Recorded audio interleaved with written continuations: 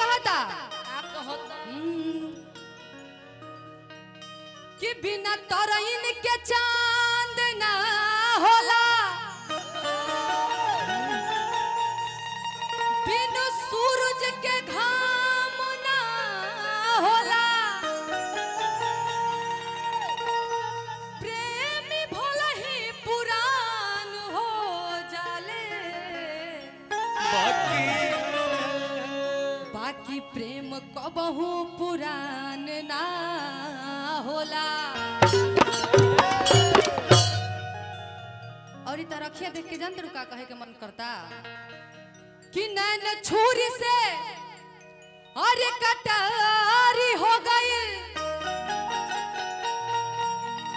रूप के दुनिया पुजारी हो गई,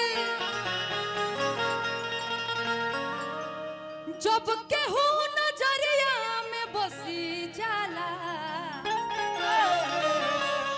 तो बुझी हो कि प्रेम के बीमारी हो गई। एगो और बात बाहो,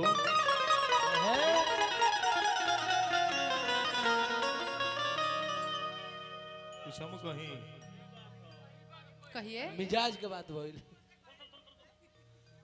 हक की नीचे धरा नीचे धरा नीचे धरा ई करे स्किल भाई।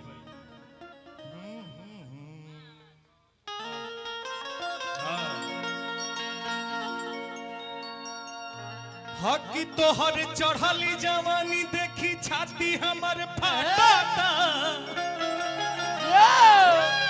है सकेत का पर तोहरा में कई से आटता ओखनु हो।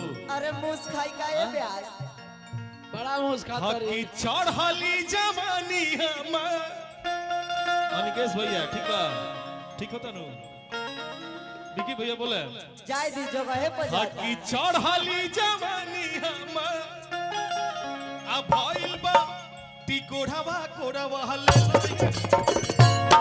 ए मारा के से गिर जा पाछा से।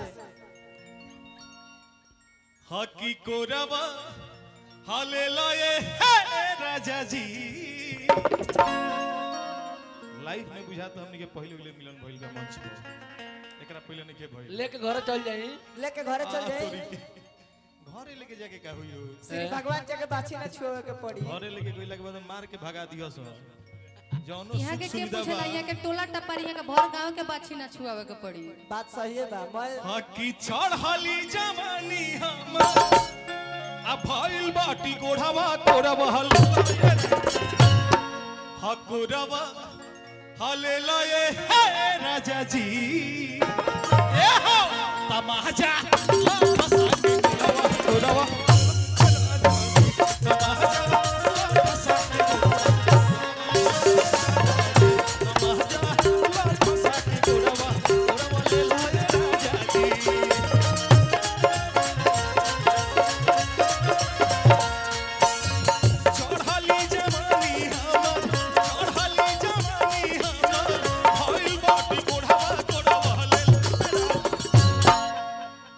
कोढ़वा हले लाए हे राजा जी। ए हो तमाजा फसा के कोढ़वा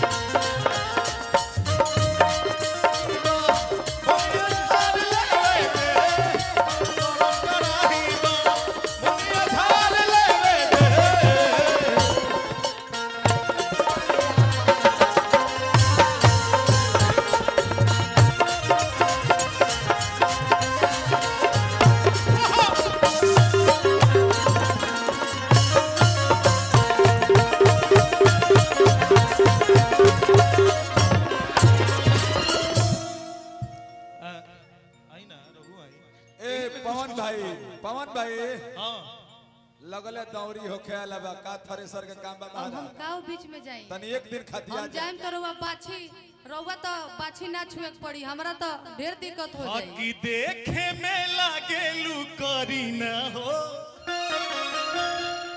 कि सब कर छोड़ा देबू पसीना हो ए अनिकेश भैया कि देखे में लाग